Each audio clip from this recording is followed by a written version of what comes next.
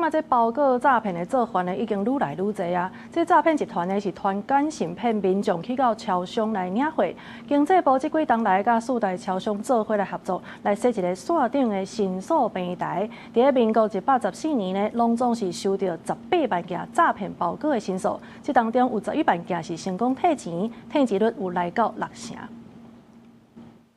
提起你需要去超商領貨信息，應該袂少人有收過。毋過有當時你明明就無買物件，不免自我懷疑，敢有可能是家己記憶無好，反正登過煞袂記的。提起鄉親，這個時陣一定愛和超商的店員再三確認，因為你有可能收到的是詐騙的幽靈包裹，而且佫有可能害你去人騙2屆。毋但包裹是假的，連包裹頂面的寄貨公司，嘛有可能是佇咧網絡偽造的假公司。你沒有下訂，但通知你來領的，這個叫做幽靈包裹。他如果透過網絡上再去查詢相關網頁，也有可能會面臨到這個網頁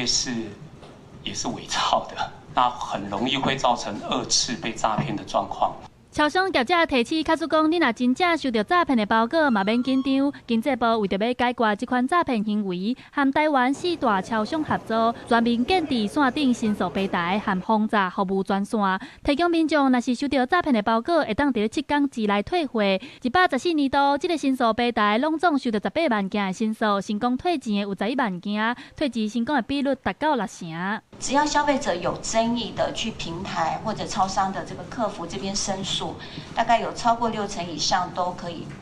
退